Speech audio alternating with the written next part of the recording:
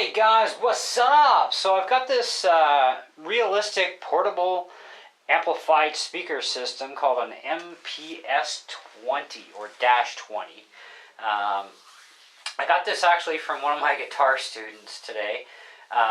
She brought it over to me and gave it to me because she's been getting some shocks off of it. This is something they picked up, I guess, at a yard sale or something, if I remember right. But anyways, it's an old amp, very old, of course, realistic, right? The old days.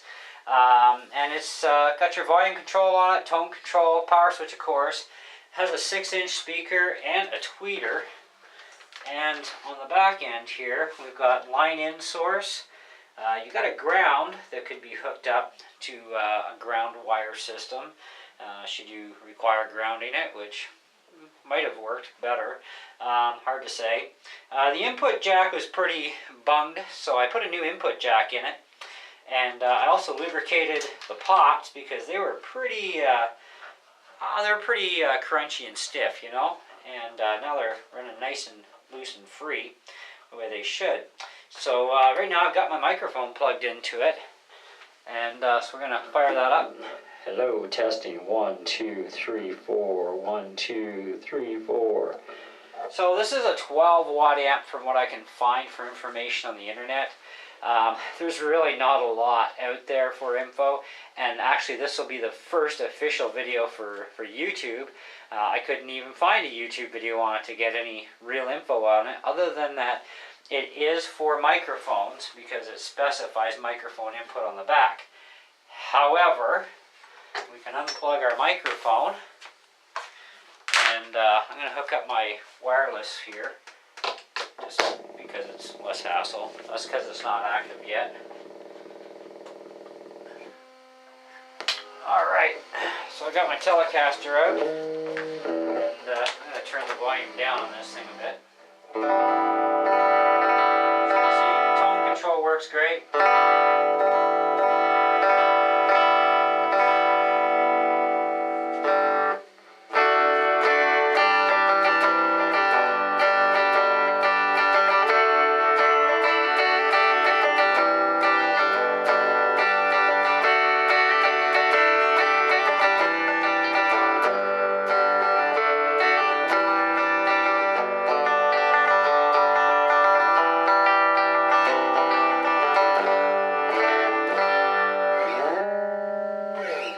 Now, because I am using a wireless system, I will likely not feel the shock, of course.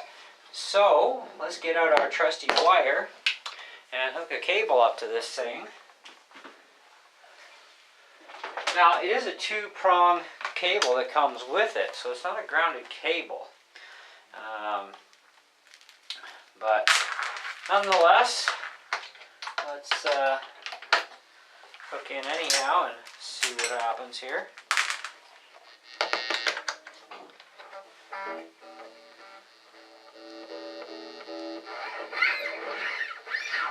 Don't appear to be getting any shock.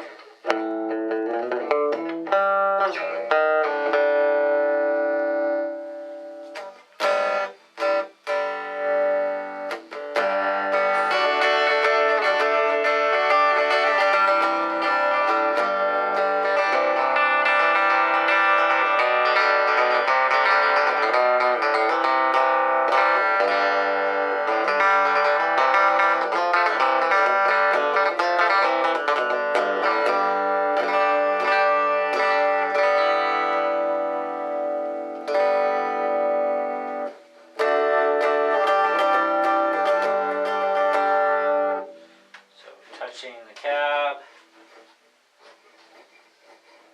No, so I guess probably the input jack was an issue for sure, because like I said, it was pretty bunged inside, so that could have been causing some shocks to go on perhaps, but I'm not getting anything here now. So, but like I said, new input jack went on, cleaned up the pots, so now they run nice and free.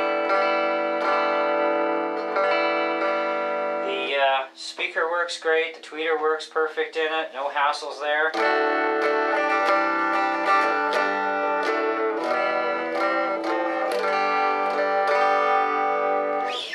Now Now this thing also does have an input, believe it or not, for putting in a 12 volt adapter.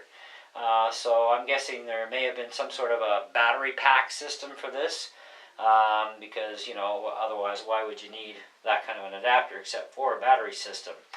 And as we all know in the RC world, we do have what's called a 3-cell LiPo battery, which is 11.1 volts and fully charged is 12.6 volts.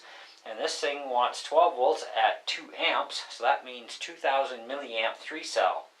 So the Kevster is going to do a modification once I order in a 3-cell battery suitable for this, which I figure I'll probably get either a 2 or a 3000 milliamp 3-cell, just a small one, that's all I need. Don't need much, just enough amperage to feed this sucker. And I'll probably mount some sort of a bracket here somewhere to hold the battery. And then I could go 100% portable with this little guy. Now, the other thing I found that was wrong with this that I fixed as well was I was getting like a buzzing sound out of the speaker when I'd play or even talk into it. I thought, oh man, what is the grill maybe jam on the speaker or something? But no, it wasn't. There's 4 screws that hold this entire front bezeling on. And of course when you pull at that, the speaker will stay in the cabinet because it's mounted to the wood cabinet inside. But of course this bezeling comes out. And I'm thinking maybe the screws may have been loose or something and the bezel was just vibrating, but it's not now. And I retorqued everything nice and tight, so that's all good and snug now. And I've gotten rid of that buzzing or vibration effect that was happening. And so that's all good. So it's running nice and clean. Like I said, it's 12 watts of power, which is pretty respectable.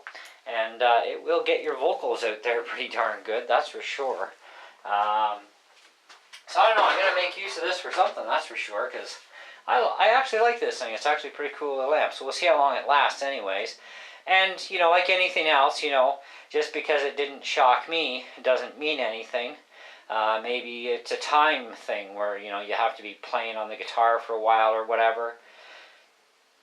So I'm going to do some further testing, but I've definitely cured a few problems with it, that's for sure. And that's always a good thing, you know, so we've cured what we found right away, and we'll see how things go with it. But so far so good, and I'm liking it. I did find a few of these for sale on eBay in the UK, and they were going for upwards to $22. And I think if I remember right, that was US dollars. Which, you know, I think would probably be a fair price for this as a used item, you know. And it is pretty vintage, that's for sure. And the speaker is in great shape. It has that polypropylene style ring around the speaker, so it's not a full paper speaker, you know. And even that material is in great shape, and so is the cone. So, you know, that's pretty good considering this thing's an old bugger. I don't know exactly how old, and I can't find out. I just have not been able to locate any information yet. But I'm going to keep searching anyways to see if I can find more and more info on it. But yeah, it's not too bad. And there's the plug. Like I said, it's not a grounded plug. But you know, something like this would be great if you needed to, like say you wanted to amp up a keyboard, you know, with more power, you know, and have like or use it as a monitor beside your keyboard for more power. Depending on the kind of keyboard. Like for my keyboard, I've got 12 watts of channel built in, and I've got it wired into my whole studio here, so, you know, I don't have to worry about that.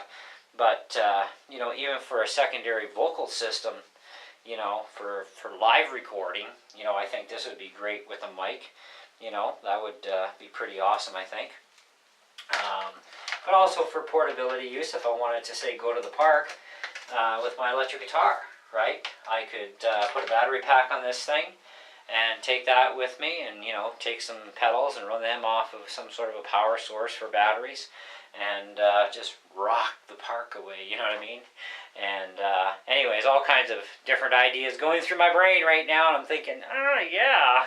Anyways, guys, let me know what you think, but I think it's a pretty good little amp, and if any of you guys out there have one of these, if you've got a manual that you can, you know, turn into a PDF and email me, I'd really appreciate it, because I'd like to have all the full specs on this thing, other than what I did find out.